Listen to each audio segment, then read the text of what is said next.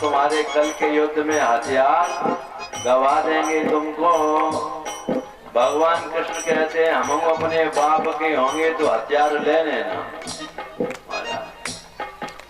सज्जनों, दूसरे सवेरे के युद्ध में गंग सुत बानन सो वितत विहान है के पारथ पुकारो पाहि पाहि शरणागति।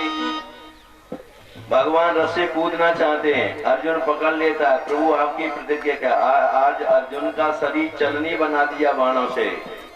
अब भगवान को उतरने नहीं देता है अर्जुन। प्रभु आपकी प्रतिज्ञा है, भले ही मेरे जीवन में कष्ट आ जाए। अब क्या हुआ? अर्जुन के माथे पर पसीना की बूंदें आ गईं और विचलित तो हो ही रहा है, ध्यान बढ़ गया। उस समय पर अर्जुन पुकारो पाय शरणागति। भगवान ने अर्जुन की निगाह बचा करके तत्काल रथ से कूद पड़े। समर समक्ष धाये कान रथ चक्र लेके बिंदु जाकी ज्योत रविशम जागती। उसी समय महात्मा भीष्म ने त्याग धनवान बोले अहो गोविंद चक्र गही लीनो हाथ प्रण की कहा गति। और करके प्रतिज्ञा पितकों कलंक दीनो एहो ब्रजराज तुम्हें लाज हो ना आवती। तुमने तो कही हम अपने बाप के होंगे तो हथियार न लेने। महाराज, यहाँ एक भक्त ने भाव लिखा है कि क्षत्रिय को युद्ध के मैदान में पीठ नहीं दिखानी चाहिए।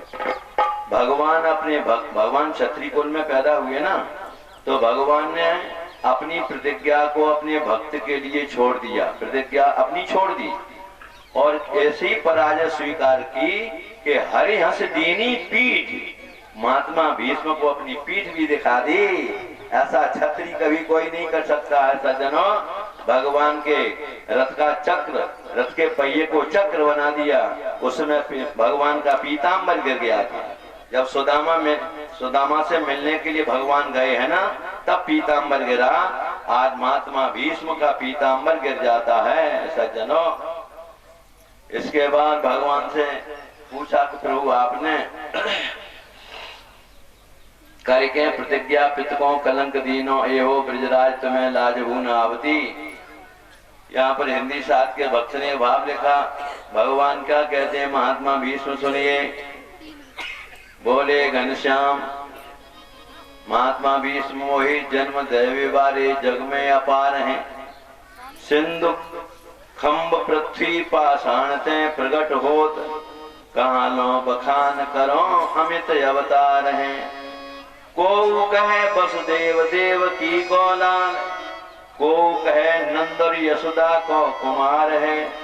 जाके एक बाप है बचावे निज लाज सोई, मेरे कौन लाज मेरे बाप तो हजार हैं। महाराज, ताकि एगो बाप होए थे बाप की चिंता करें। हम तो अपने भक्तन के बेटा बन के आ जाते हैं और सेकंड बाप हमारे बने। ठीक है ना? वसुदेव जी हमारे बने, नंद जी हमारे बने। इसलिए ये भाव भक्तों का भाव है। सज्जनों, इस प्रकार से भगवान भीष्म पितामह अपनी स्तुति में कहते हैं, प्रभु मैंने वीर भेष की उपासना की है। ऐसा स्तुति करके भगवान के कमलवत चरणों में चित्त की वृत्ति जोड़ करके सज्जनों सारी कामनाओं को वासनाओं को निर्मूल बना करके भेद बुद्धि को तिलांजलि देकर लिंग भेद को समाप्त करके वासना को निर्मूल बना करके भगवान के कमलवत चरणों में चित्त की वृत्ति को जोड़ करके पांच भौतिक शरीर से महात्मा भीष्म ने अपने प्राणों का विसर्जन कर दिया।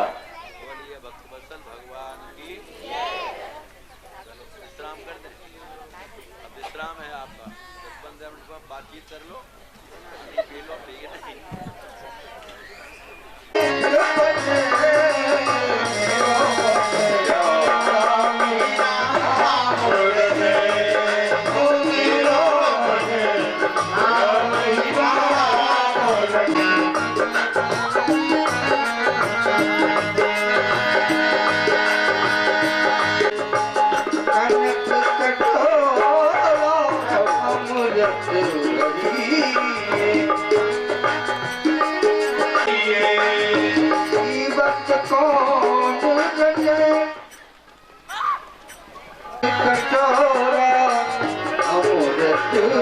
भरिए भक्त को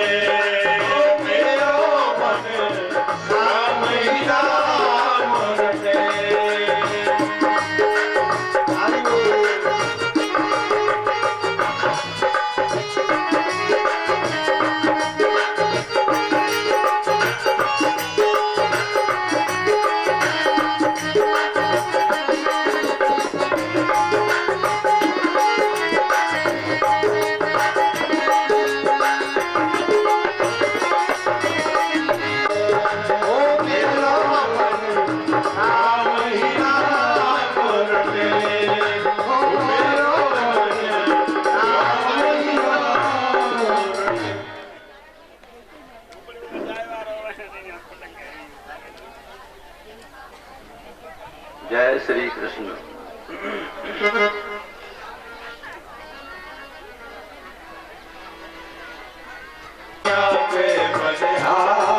प्यारी जो प्यारी जो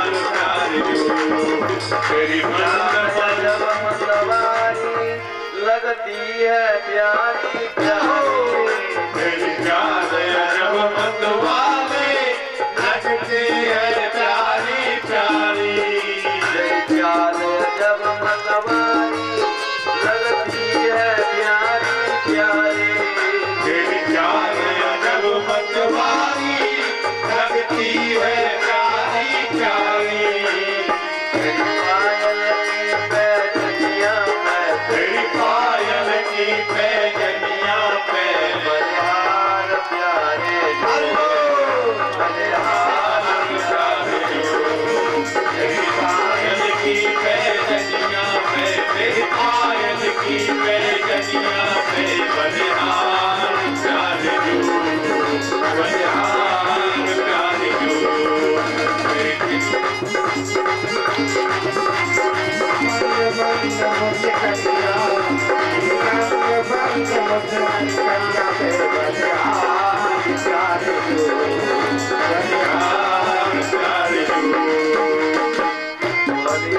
कृष्ण भगवान की जय भो भावनो हरि निवेशयत्वा निजराजीश्वरो युधिष्ठिरं प्रीतम लेकर के रक्षा करते हैं। धर्मराज्य को राजगद्दी पर स्थापित करके भगवान श्री कृष्ण का मन प्रफुल्लित हो गया। धर्मराज भीष्म जी के द्वारा भगवान के द्वारा उपदेश को सुनकर के भूमंडल का राज्य करने लगे। मेरे बंधुओं, आज से 5135 या 30 साल हुए होंगे, कोई ज्यादा समय तो नहीं हुआ है। धर्मराज महाराज इनके राज्य में हमारे यहाँ क्षत्रिय लोग ही शासक होते थे, ब्राह्मण लोग उनको परामर्श देते थे। शासक और शासित, शासक शासित दो शब्द हैं पॉलिटिकल साइंस में। आज की अंग्रेजों की कुटिल नीति के शिकार बनकर के भारतवासी शासक मांड के व्यक्ति घर बैठे हुए रो रहे हैं और शासित मांड के व्यक्ति गद्दी पर पहुंच करके मनमानी कर रहे हैं।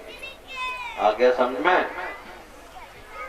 धर्मराज के राज्य में जब किसान चाहते थे कि पानी पड़े, एक किसान कहता है हमारे खेत में पानी की एक भी बूंद न आवे तो हमारी फसल अच्छी होगी, और पड़ोसी किसान कहता है छमाछम पानी भर जाए मेरे खेत में तो फसल अच्छी होगी।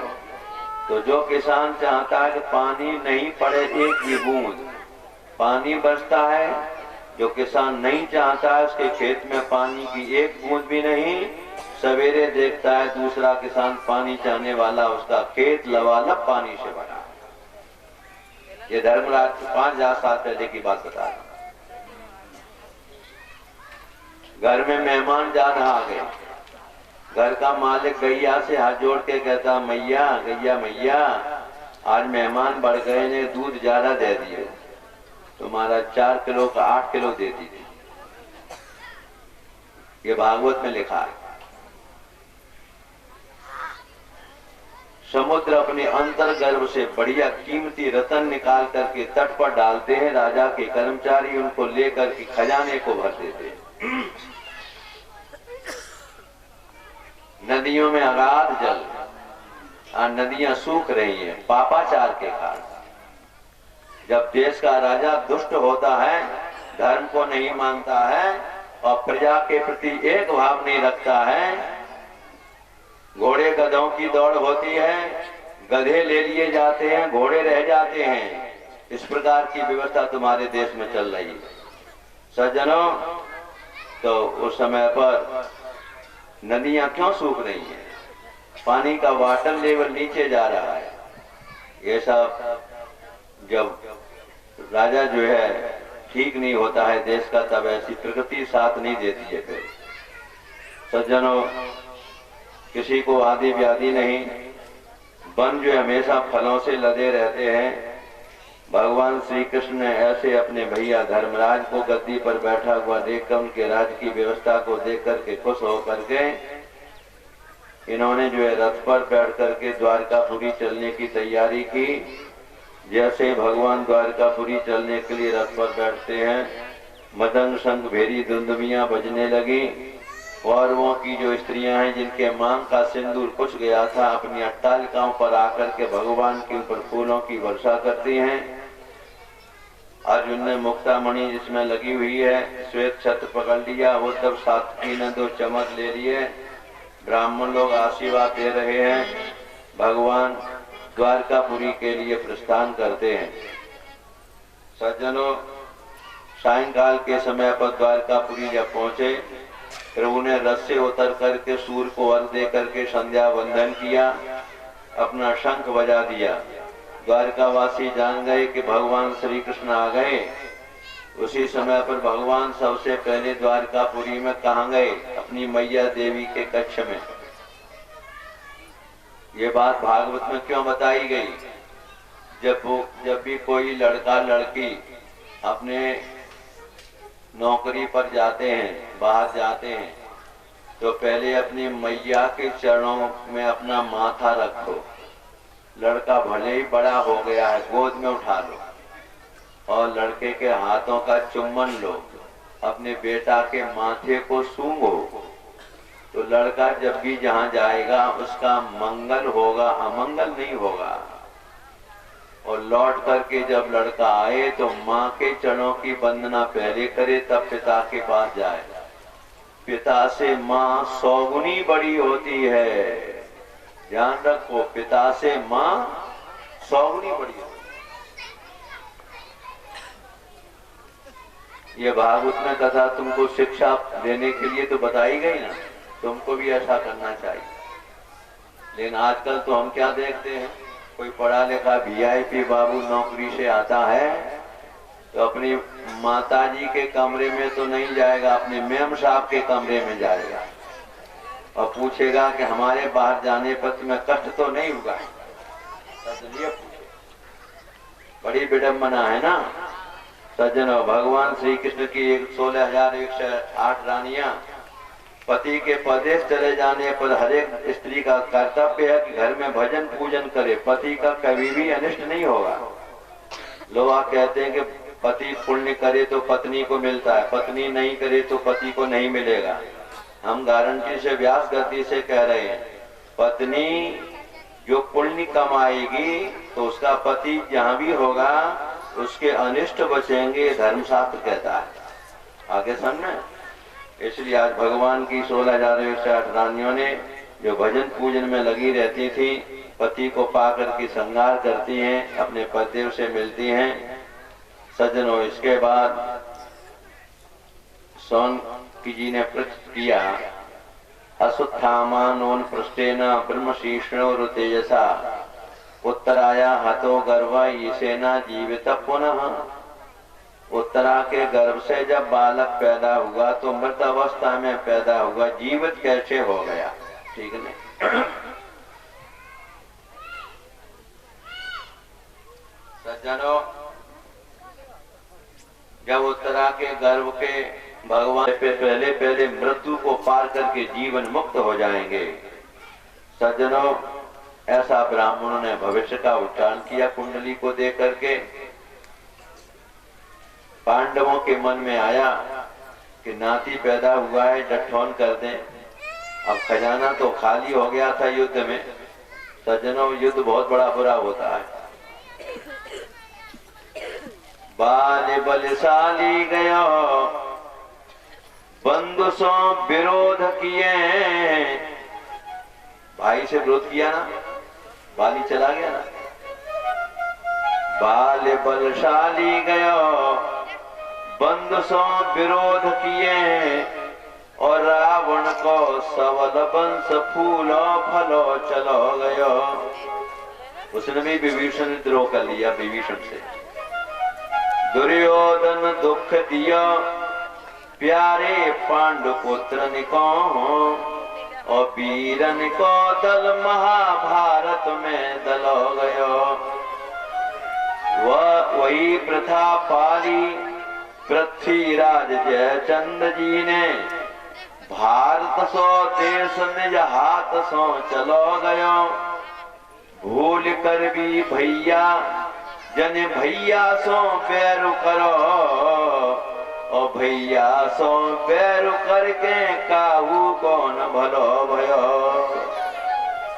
केवल भाई भाई के बंटवारे को लेकर के विश्व युद्ध हो गया था। सज्जनों, माँ के गर्भ में पेट में जगह मिल जाती है 4 भाइयों को और पैदा हो जाने के बाद 1-1 इंच जमीन के पीछे भाई भाई के खून का प्यासा बन जाता है। और रामायण को पढ़कर के आंखों से आंसू बहाते हैं भरत और राम के नाम पर।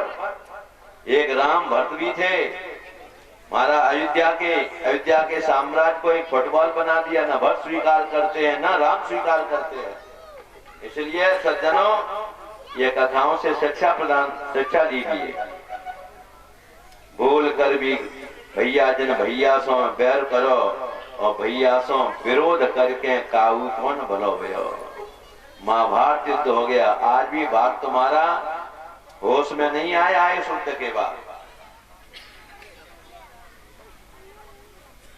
भगवान ने कहा, महाराजा मर्त ने बड़ा यज्ञ किया है, सोने के पात छोड़ करके चले गए। ब्राह्मण लोग यज्ञ में सब वस्तु छोड़ के चले जाएं तो राजा का अधिकार होता है, तो राजा उस पर अपना कब्जा कर सकता है जा करके इसके धन के द्वारा। इसके बाद महाराज, जिन भीम ने 100 लड़के मार दिए धृतराष्ट्र के, माता गांधारी महल में भीम के द्वारा दिए हुए टुकड़ों से अपने प्राणों की रक्षा कर रही थी महल में। विदुर जी ने देखा, मेरे भैया इनका अंतिम जीवन हम संभालें। ये जाकर के पहुंचे और विचार करते, आहा जीजी विशान, जीने की प्रबल इच्छा देखो। 100 साल की उम्र रह गए बूढ़े बाबा की, नारे हल रही है, शरीर कपिर होवे। महाराज चारपाई पे पड़े और फिर जाके पूछो, बाबा मरे चाहता होगा? तो बाबा क्या कहेंगे, बेटा दुनिया मरे हुए को बैठी है, ने पंथी को ब्याह देख लेते तो ठीक है। अब बोलो, जाए वे बारे तो पंथी के ब्याह की चिंता पड़ी है, गोविंद के चरणों में प्रीत तो नहीं है। सज्जनों, इसलिए हर एक प्राणी को जो है सच्चा भजन तो बाल्यावस्था जवानी में ही होता है। मेरे बंधुओं, तेने उमर कमाई दई बावरिया, पर गोविंद नहीं गायो तेने उमर गवाई गई बावरिया पर गोविंद नहीं गायो गोविंद गोविंद नहीं गायो उमर गवाई उमर गवाई गई बावरिया पर गोविंद नहीं गायो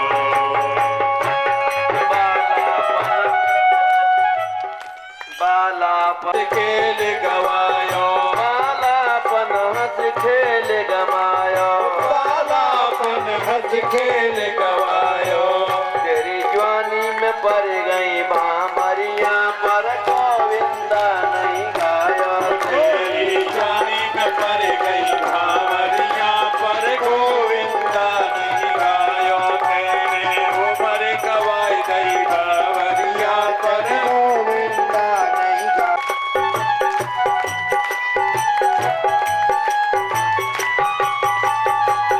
बूढ़े होकर माला ले बूढ़े होकर माला ले लई बूढ़े होकर माला ले बूढ़े होकर माला ले लई एक लही तन लाकड़िया पर गोविंद नहीं गायो तेने टेक लई अबला कड़िया पर गोविंद नहीं गायो तेने उमर गवाई गई बावरिया पर गोविंद नहीं गायो कालबली का लगा तमाचा कालबली का लगा तमाचा कालबली का लगा तमाचा कालबली का लगा तमाचा नरक घुमाई दई डालरिया पर पर गोविंद नहीं गायो नरक घुमाई गई डागरिया पर गोविंद नहीं गायो तेरे उमर गवाई गई बावरिया पर गोविंद नहीं गायो के उपदेश किया। धृतराष्ट्र को गांधारी को लेकर के हिमालय में ले गए। धर्मराज सवेरे चरणों की वंदना करने जाते थे। धृतराष्ट्र और मां गांधारी जब न दिखाई पड़ी, संजय से पूछा, माता गांधारी पिता धृतराष्ट्र कहाँ चले गए? तो संजय आंखों में आंसू भर के कहते हैं, धर्मराज से उनके निश्चय को हम नहीं जान पाए। विदुर जी जरूर आए थे तो समझ गए कि विदुर जी इनको हिमालय के लिए ले गए। अपने भाई के अंतिम जीवन को बढ़िया बनाने के लिए, योग पद्धति से प्राणों के विसर्जन के लिए तुम्बरू के सहित नारद जी आ गए। उन्होंने कहा, धर्मराज अपने माता पिता को लौटाने मत जाना, जीवन के अंतिम क्षणों में योग पद्धति से ब्रह्मरंध्र में से प्राणों को निकालेंगे। इसको ब्रह्मरंध्र कहते हैं। मेरे बंधुओं, किसी के प्राण आंख में होके, मुंह में होके, कान में होके, नासिका में होके निकल जाए, बहुत बढ़िया बात है। और जिस व्यक्ति के प्राण मलमूत्र छोड़ने वाली इंद्री में होके निकलते हैं, उसको डायरेक्ट रिजर्वेशन नरक का हो गया। डायरेक्ट रिजर्वेशन नरक का, फर्स्ट क्लास।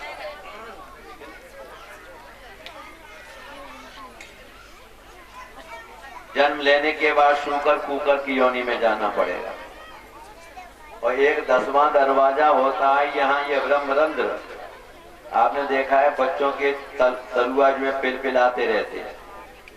माँ के गर्भ में जब 6वें महीने को पार करके लड़का जब आगे उधर में बढ़ता है, तो 7वें महीने के लगते ही वो डिवाइन लाइट, वो जीवात्मा यहाँ होके आती है, भीतर प्रवेश कर जाती है ना। इसके बाद पिलपिलाता है ना, ये माताएं सरसों का तेल लगा लगा के कड़ा बना देती है।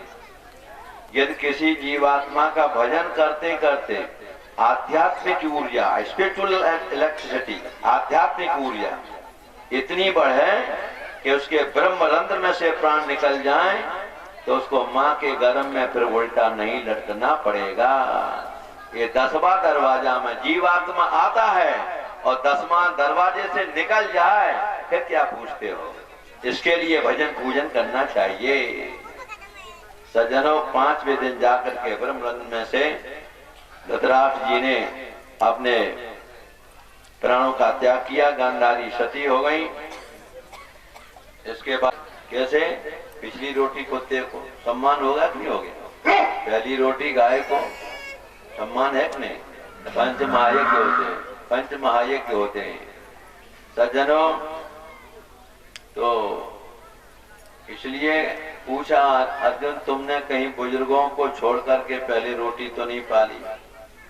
कहीं तुमने अगम्य स्त्री में गमन तो नहीं कर दिया? अर्जुन आंखों से आंसू बहा रहा है। उसने भगवान की सब लीला बताई।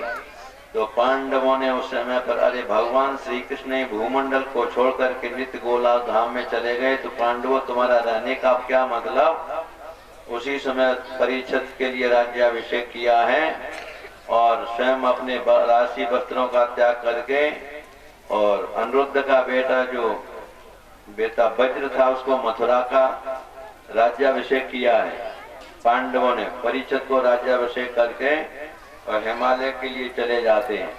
सूत जी महाराज कहते वहां जाकर के पहले द्रौपदी, इसके बाद चारों पांडव, और धर्मराज जी की एक अंगुली गले तो होती है, विमान आता है, इसी सरिसेश्वरपुरी के लिए चले गए। मेरे बंधुओं, बद्रीनारायण से 100 किलोमीटर दूर है स्वर्गपुरी। तुम्हारे हमारे देश के प्रतापी क्षत्रिय राजा, ये देवता लोग मीटिंग में क्षत्रिय राजाओं को बुलाते थे। जब देवताओं पर कोई संकट आता था तो भारतवर्ष के प्रतापी क्षत्रिय राजा देवताओं की सहायता करने के लिए जाते थे देवलोक में। ऐसे से प्रतापी क्षत्रिय थे। परीक्षित ब्राह्मणों की शिक्षा से भूमंडल का शासन करने लगे। उत्तर की कन्या ऐरावती के साथ विवाह किया, जन्मेजय 4 पुत्रों को प्राप्त किया। इन्होंने भी कृपाचार्य को गुरु बना करके गंगा के तट पर 3 अश्वमेध किए। एक बार इन्होंने दिग्विजय करने के लिए निकले, उसमें गाय और बैल के 3 पैर कट चुके हैं, एक पैर के बल से खड़ा हुआ है। गाय के नेत्रों में आंसू हैं, क्यों? कलयुग आने वाला है, कलयुग दंड दे रहा था। कलयुग को देख करके राजा को देख करके कलयुग हट गया वहां से। राजा ने पूछा कि हमारे राज्य में तुम्हारे नेत्रों में आंसू कैसे? कहा कि राजन, आप अपनी बुद्धि से विचार करिए कि हमको दंड देने वाला कौन है। समझ गए? गाय के रूप में साक्षात पृथ्वी महारानी है और बैल के रूप में साक्षात धर्म है। उसी समय पर कलयुग को जैसे ही देखा तो तलवार लेकर के राजा मारने लगे। ये कलयुग राजा की चरणों में गिर पड़ा। अपने नवचिन्हों को छोड़ करके राजा ने देखा कि मेरे चरणों में पड़ा हुआ, इसको मृत्युदंड नहीं दिया। कहा कि हमारे देश से तुम चले जाओ, हमारे देश में अधर्म की कोई जरूरत नहीं है, यज्ञों के द्वारा भगवान की आराधना होती है। तो कहा नहीं महाराज, हम भी तो आपकी प्रजा हैं, आप हमको ठहरने को जगह दीजिए। तो कहा कि ठीक है, हम तुमको 4 जगह देते हैं।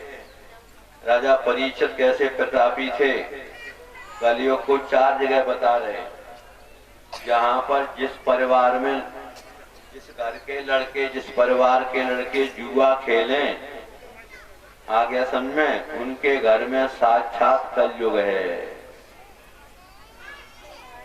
और जिनके घर में शराब बिकती हो, शराब का व्यापार करते हो और शराब पीते हो, ध्यान से सुनो, जंगली जाति गुर्जर ठाकुर जो जंगल में रहने वाले थे, तुम तो उच्च कुल के चंद्रवंशी प्रतापी क्षत्रिय हो।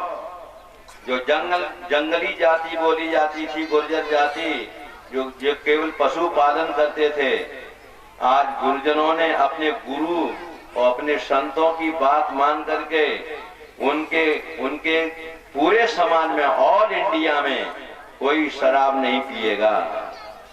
शराब पिएगा उसको समाज से निकाला जाएगा। लड़की जीन्स नहीं पहनेगी, जब तक विवाह नहीं हुआ है तब तक मोबाइल हाथ में नहीं लेगी, और 1-2 कुंटल से ज्यादा भंडारा नहीं होगा, 5 चीजों से ज्यादा चीज नहीं चढ़ेगी।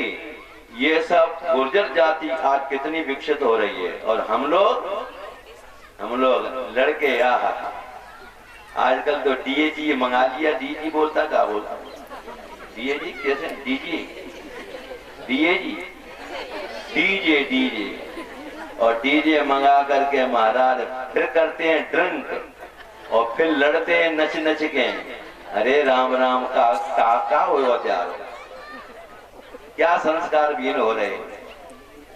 ये विवाह में डीजे कभी मत मंगाना, ये डीजे खतरनाक हैं, ये लड़ाई पैदा कर देते हैं। सज्जन आगे सन में जय श्री कृष्ण। तो महाराज जिस घर में ये मदिरा जिस घर में बेची जाती हो और जिसके लड़के मदिरा पीते हो, परीक्षित कहते हैं उस घर में तुम साक्षात चले जाना। और क्या बताया, जो अपनी स्त्री का धर्म पत्नी को छोड़ करके दूसरी की स्त्री में मन लगाते हैं, आसक्ति करते हैं, वैश्यागमन करते हैं, वहां जा उसके परिवार के लड़कों के घर में कलयुग का वास रहता है। जो अकारण ही प्राणियों का वध कर देते हैं। कोई मिला, थोड़ा बहुत धन देखा, मार दिया और धन को ले आए। यानी जिनके घर में जुआ खेला जाता है वो घर, शराब पीने वाले का घर, शराब बेचने वाले का घर, और वैश्यागामी करने वाले लड़कों का घर, और अकारण दूसरों की हत्या करने वाले कसाईयों जैसा काम करते हैं। यहाँ पर कलयुग को 4 वास दे दिए। कलयुग ने कहा महाराज, कलयुग मन में विचार करता है इनमें तो हम रहते ही हैं, 5वां हमको स्थान और मिले, तो सोने में दे दिया। सोने में माताएं विचार करेंगी कि गुरुजी सोने की तो सारे आभूषण हम ही पहनते हैं, तो सोने के आभूषण सोने में जब कलयुग है तो क्या हमारे ऊपर कलयुग सवार रहे हो? आप पूछ सकती हो ना। गीता में भगवान ने क्या कहा है, धातुओं में सोना मैं हूं, धातु जितनी है उसमें सोना मैं हूं। तो सोने में तो भगवान कहते मैं स्वयं हूं, लेकिन तुम्हारे पतिदेव किसी का गला घोंटकर अन्याय के द्वारा धन कमा करके तुमको कहीं सीतारामी बनवा दी तो तुम्हारी बुद्धि खराब हो जाएगी। सज्जनों, बुद्धि खराब, कलयुग रहेगा ना उसमें। धर्माचरण से परिश्रम के द्वारा घर में सोना तुम्हारे आ गया है, कलयुग उसे छू नहीं सकता है। इसके बाद महाराज राजा परीक्षित एक बार आकेट करने के लिए वन में जाते हैं। बड़े जोर की इनको प्यास लगी है। ये सोने का मुकुट तो इनके माथे पर है ही। बंधुओं, उन्होंने वर्ण मिलता है कहीं कहीं, ये सोने का मुकुट इनको ले जाइए, अमनिया करिए। ठीक, बहुत अच्छा। फल को काटना मत कहो, ये मत कभी बोलना घर में फल काट लो, सब्जी काट लो, सब्जी का अमनिया करो। ये मुस्लिम भाई बोलते हैं फल काटिए, सब्जी काटिए, काटना नहीं, फल का अमनिया करो, सब्जी का अमनिया करो, ये शब्द बोलो, ठीक है नहीं, काटना। जय श्री कृष्ण।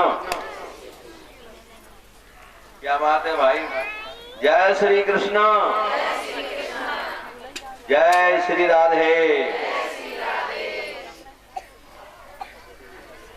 आगे सुनिए। राजा परीक्षित सोने का मुकुट, किसका मुकुट था? जरासंध का।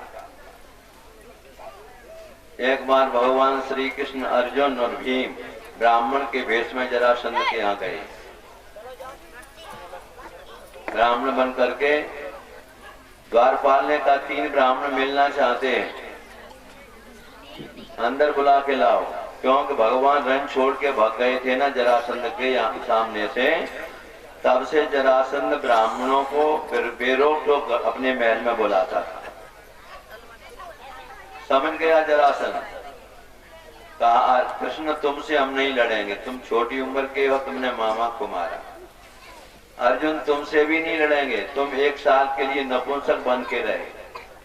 भीम हमारी टक्कर का है, सज्जनों भीम से युद्ध हुआ। 26 दिन तक युद्ध करते रहे। भीम ने कहा अर्जुन भगवान से कि हमारी हिम्मत नहीं है इसे मारने की। तो भगवान ने कहा कि कल का युद्ध तो कर लो और मेरी तरफ देखते रहना। भगवान अब क्या करता था, भीम चीर देता था और 2 टुकड़े जरासंध के कर देता था, दोनों मिल जाते थे। भगवान कहते हैं कल 27वें दिन का युद्ध है, मेरी तरफ देखते रहना। भीम युद्ध कर रहा है जरासंध से, भगवान ने एक तिनका को लेकर के बीच में से चीर दिया और चीर करके ऐसे लगा दिया उसको। यानी भगवान ने संकेत किया चीर करके दोनों हिस्से अलग दिशा को फेंक दीजिए, ये मर जाएगा। भगवान के संकेत से जरासंध मर गया। अब जरासंध का बेटा सहदेव उसके माथे पर पिता का मुकुट बंधेगा कि नहीं बंधेगा। लेकिन भीम मचल गए सोने के मुकुट को देख करके। धर्मराज को आकर के भेंट किया। धर्मराज जी ने उस समय पर कहा मेरे गोविंद आपने भी भीम को नहीं समझाया, ये तो जरासंध का मुकुट उसके बेटा के माथे पर जब राजगद्दी दी गई होगी बंधना चाहिए था। तो कहा भीम माने नहीं। धर्मराज ने सोने के मुकुट को एक तिजोरी में बंद करके लिख दिया कि आगामी आने वाली हमारी संतान जब खजाने को चेक करे तो इस मुकुट को हमारा कोई आगे आने वाला कोई संतान इसको माथे पर बांध के न चले। ये परीक्षित अपने बाबा के जाने के बाद परीक्षित ने खजाने को चेक किया, तिजोरी को खोलने लगे। कर्मचारियों ने कहा महाराज इसको मत खोलो। नहीं दिखाइए ना। सोने के मुकुट को देख करके वो उनका मन मचल गया। परीक्षित जी ने वही मुकुट अपने माथे पर धारण किया और आखेट करने के लिए गए हैं ना। अन्याय अधर्म के द्वारा प्राप्त सोने का मुकुट है ना, तो उसी में तो कलयुग रहेगा ना। अब कलयुग राजा के मस्तिष्क के द्वारा अपना युग प्रारंभ करना चाहता है ना। सज्जन और समीक ऋषि के आश्रम में बड़े प्यासे हैं राजा, और कहा कि हमको बड़े जोर की प्यास लगी है। समीकम मुनम दृष्ट्वा शुष्क तालु राजा जलम याचे है। वो तो समाधि में बैठे थे, कौन सुने। राजा के मन में गया कि इन जंगल में रहने वाले ब्राह्मणों की संतों की और व्यवस्था हमारे राजकोष से खजाने से होती है, और हमारा कभी नंबर आ गया इनके आश्रम पर, हमको पानी भी नहीं पिलाना चाहते हैं। महात्मा जी आंखें बंद करके बैठे हैं। राजा की बुद्धि खराब होने लगी। सोने का मुकुट तो जरासंध का रखा हुआ ही है ना, इसलिए बुद्धि खराब हुई। एक मरे हुए सर्प को लेकर के समी गली में पहना दिया। पहना करके राजा हस्तिनापुर को चला गया। उसके बाद समी का बेटा श्रृंगी ने देखा एक राजा भी आया था, वो हमारे पिता के गले में मस्तक डाल करके चला गया। उन्होंने कौंसकी नदी के तट पर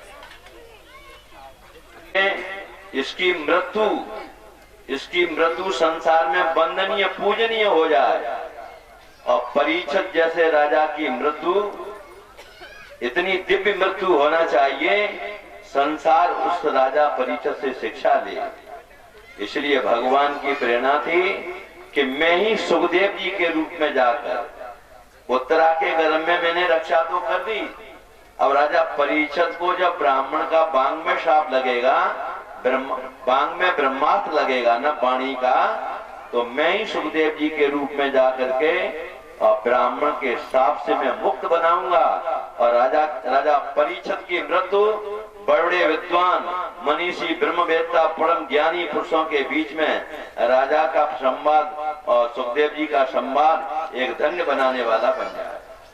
ये भगवान कृष्ण की स्वयं इच्छा थी कि परीक्षित को ऐसा शाप लग जाए और लग करके परीक्षित की मृत्यु ऐसी दिव्य मृत्यु हो जिसमें सभी संत महात्माएं और मुझे दोबारा परीक्षित की रक्षा करने का श्रेय प्राप्त हो।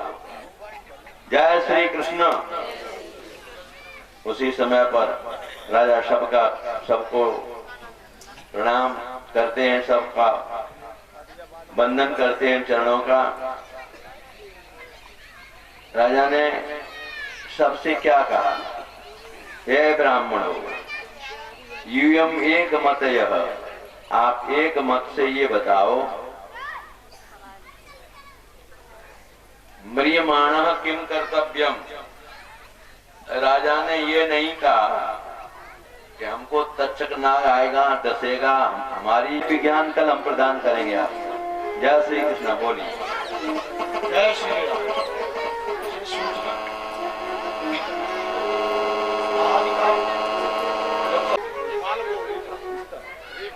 किसकी तरफ से है? हल्का वाल भोग है ना, बिल्कुल भी है ना, रेखा रेखा। अच्छा, उनकी तरफ से। जय श्री राम। बहुत बढ़िया बात।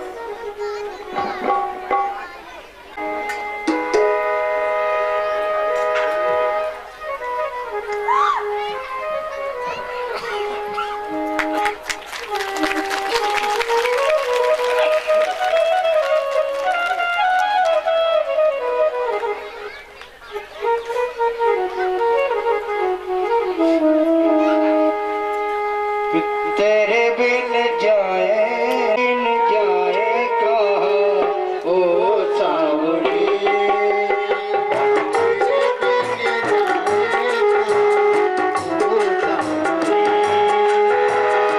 दर दर भटकता डोलू, दर दर भटकता डोलू, दर दर भटकता डोलू मन बाबुल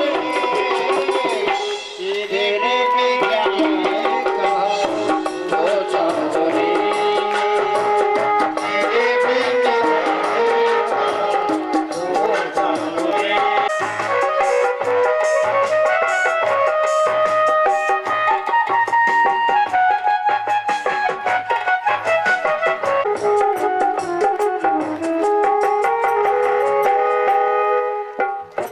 तूने बुलाया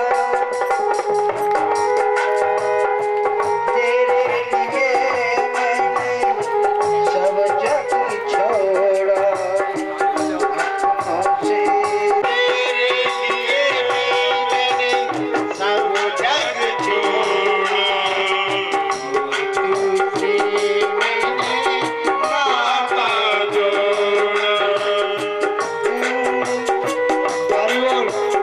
सब जग छोड़ा। तुमसे मेरा खबर नहीं जाऊं कहीं, नहीं जाऊं कहीं आग में।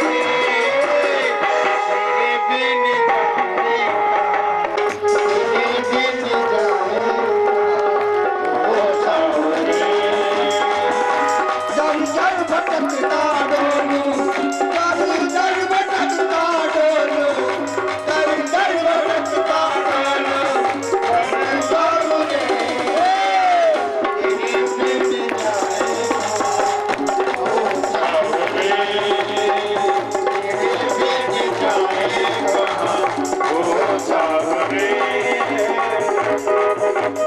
आयो।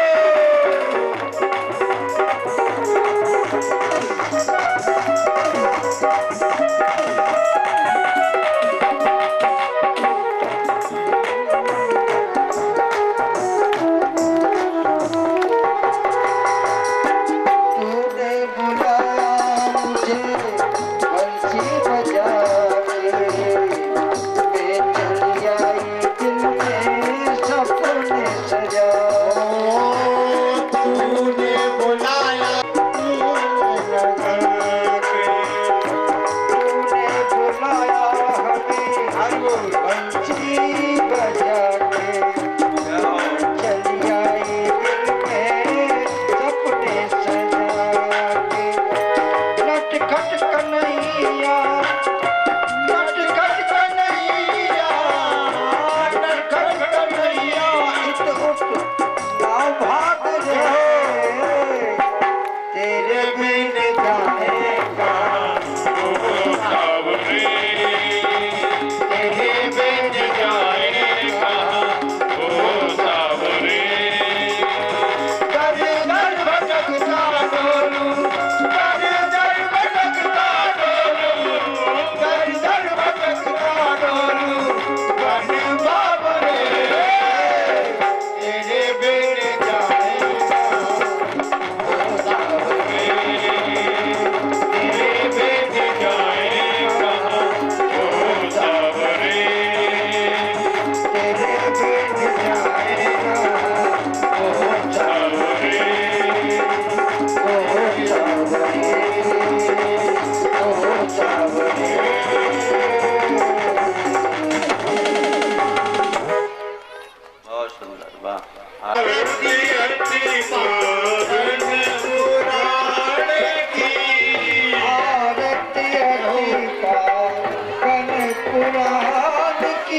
आरती हसी पावन आ पुराण पागो निर्मला गम कभी गम कल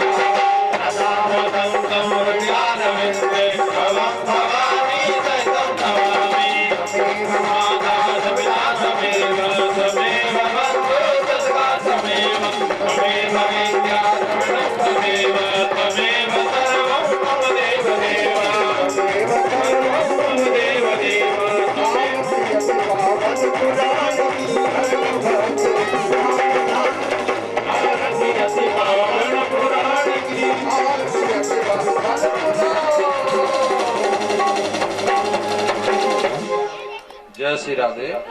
ओम आपा शिवा, फूल नहीं छोड़ना है, फूल को लिए रहो।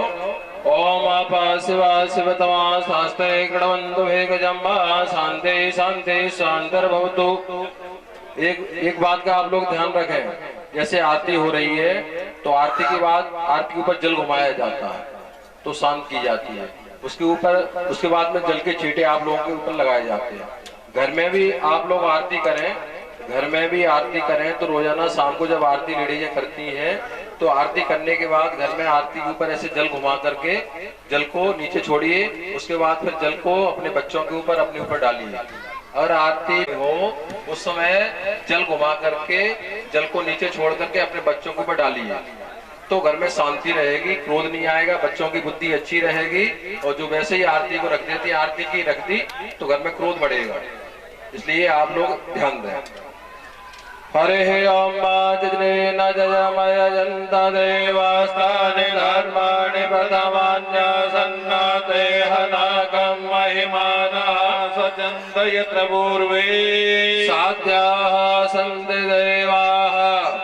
ओम वक्रतुंड महाकाय कोटि सूर्य समप्रभा निर्विघ्नं कुरु मे देव सर्वकार्येषु सर्वदा। सर्वमंगल मांगल्ये शिवे सर्वार्थ साधिके शरण्ये त्र्यंबके गौरी नारायण नमोस्तुते। रामाय रामभद्राय रामचंद्राय वेदसे रघुनाथाय नाथाय सीताय पतये नमः। कृष्णाय वासुदेवाय हरे परमात्मने प्रणत क्लेशनाशाय गोविंदाय नमो नमः। मनोजवं मारुततुल्यवेगं जितेन्द्रियं बुद्धिमतां वरिष्ठं वातात्मजं वानरयूथमुख्यं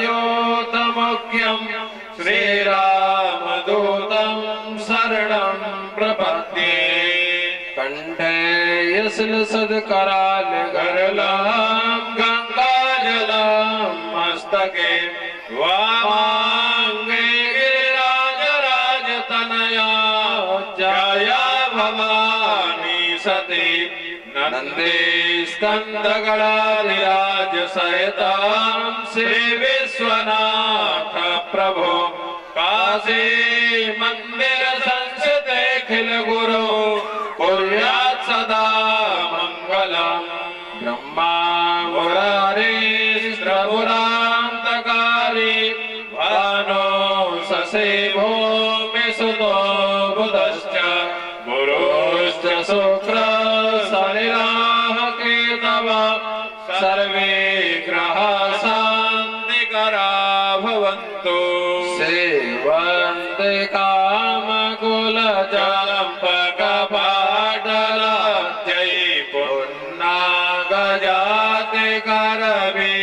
करवीररसाल पुष्पै विल्वा प्रबाल तुलसी दलमञ्जरी विष्पं पूजयामि जगदीश्वर मे प्रसीद। नाना सुगंध पुष्पाणि यथा कालोद्भवानि च पुष्पाञ्जलिर्मया दत्ता ग्रहण परमेश्वर। श्रीमद् भागवत पुराण पुरुषोत्तमाय नमः। सांगाय सपरिवाराय सायुधाय सशस्त्रकाय सवाहनाय मंडप देवता सहिताय मंडल देवता सहिताय मंत्र पुष्पांजलिं समर्पयामि। हाँ, भागवत जी पे तुलसी चढ़ाने का बड़ा महत्व है। आप लोग आते हो भागवत जी के यहाँ तो तुलसी चढ़ाने का भागवत जी पे बहुत ज्यादा महत्व है। तो आप लोग तुलसी लेकर के आया करें, भागवत जी पे तुलसी चढ़ाया करें। हाँ, अब जोर से जयकारा लगाएं जिससे पता लग जाए कि हाँ लंबरदारपुरा पे कथा प्रारंभ हो गई है। तीनों लड़के आ जाओ। धर्म की जयकारा लग जाना, उसके बाद दूंगा। धर्म की थोड़ा सा पाटा और ऊंचा उठा दो। धर्म की अधर्म का नाश हो, अधर्म का नाश हो, प्राणियों में सद्भावना हो, प्राणियों में सद्भावना हो, विश्व का कल्याण हो, विश्व का कल्याण हो, सत्य सनातन धर्म की जय हो, भारत माता की जय हो, हनुमान हरि की जय हो, दुर्गे महारानी की जय हो, शंकर भगवान की जय हो, द्वादश ज्योतिर्लिंगों की जय हो, काली मैया की जय हो, फूटा वाली मैया की जय हो, श्री नागाजी महाराज की जय हो, बाबा लोचनदास जी महाराज की जय हो, श्रीमद् भागवत महापुराण की जय हो, वेद व्यास जी महाराज की जय हो, श्री सुखदेव जी महाराज की जय हो, राजा परीक्षित की जय हो, राजा परीक्षित की जय हो, आवाज स्थापित सभी देवताओं की जय हो, आवाज स्थापित सभी देवताओं की जय हो, अपने अपने माता पिता की जय हो, पूरी जय की सेवा करोगे हैं? भागवत सुनने का फल तभी मिलेगा जब कितनी भी भागवत सुन लो, हजारों भागवत सुन लो, तो माता पिता से गाली बको।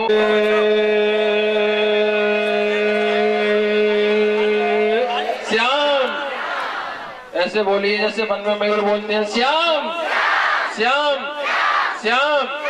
नमः पार्वती पते हर हर महादेव। हाँ बच्चों आरती उठा लो, दोनों आरती उठाइए, एक जेंट्स में दे दो, दो लेडीज में दे दो, दो लड़के और आ जाओ।